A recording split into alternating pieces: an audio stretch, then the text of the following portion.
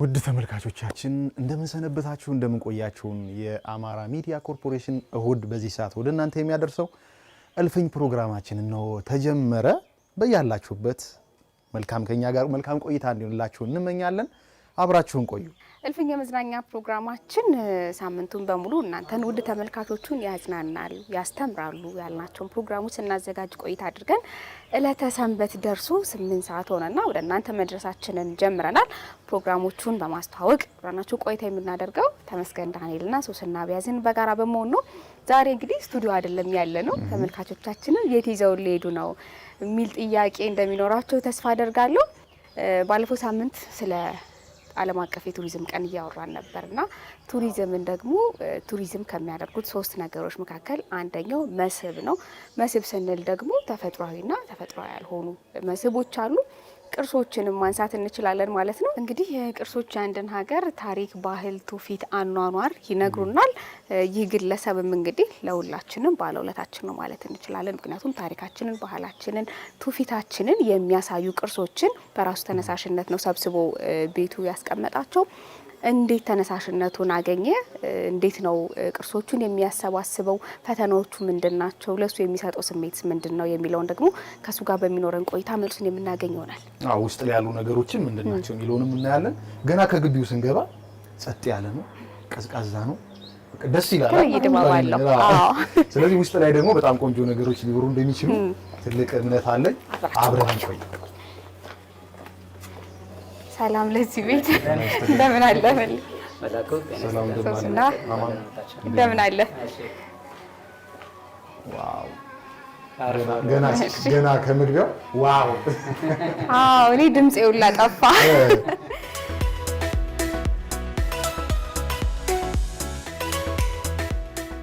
ድንቅ ነገሮችን ማለት ውጭ ላይ እያወራን ነበረ። ያወራነውን ያክል አግኝቻለሁ ብዬ አስባለሁ። ተቀምጬ ሳያቸው ብዙ ጥያቄዎች አይምሮዬ ላይ መጥተዋል፣ ወደ መሌ የሚሰነዘሩና ለኛ እንኳን ለአማራ ሚዲያ ኮርፖሬሽን እንግዳ አይደለህም።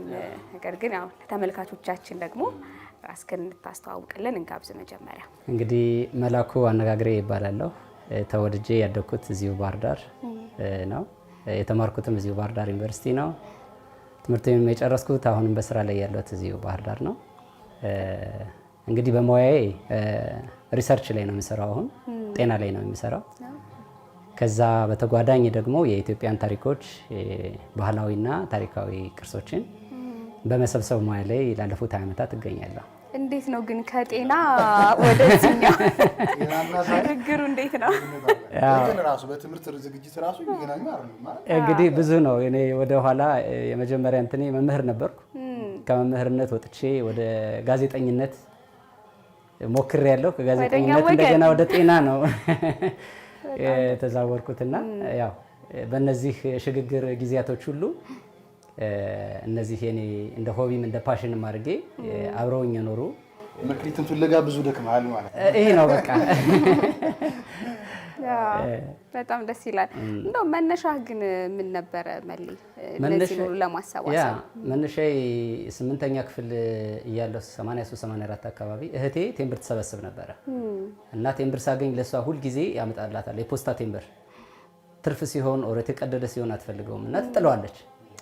ያን ስትጥለው ስዕሎቹ እየማረኩኝ ደስ እያሉኝ እሷ የምጥለውን እኔ ሳስቀምጠው ያ እንትን እየቆየ ወደ ኢንተረስቱ እየሳበኝ ሳቃቸው ስዕሎቹን ሞር ኢንተረስቲንግ እየሆንኩ መጣሁና ለራሴ መሰብሰብ ጀመርኩ።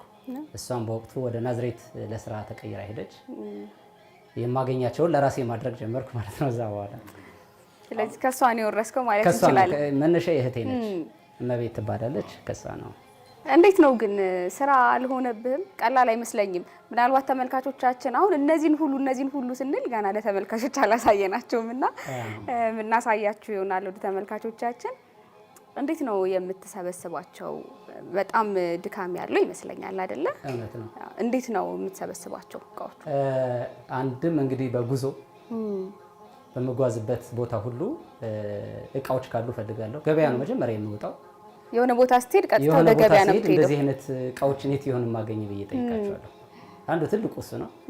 ሁለተኛ ወደ ገጠር ዘመድ መቼም ይኖራል። ወደዛ ሲሄድ ቤት እቃ ካላቸው እጠይቃቸዋለሁ እንዲሰጡኝ። ጓደኞችም የሚሰጡኛሉ።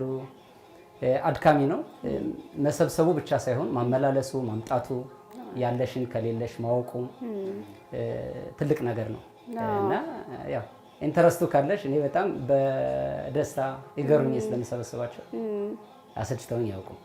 ስለዚህ እንደ ስራ አይደለም ማለት ነው አንተ የምትሰበስባቸው? እንደ ስራ አይደለም። በጣም ደስ ይላል። ስለዚህ ብናያቸው መልካም ይመስለኛል። ተመልካቾቻችንም የጓጉ ይመስለኛል። እኔ እንኳን እዚህ ተቀምጬ ጓጉቻለሁ ወደ እነሱ እንድንሄድ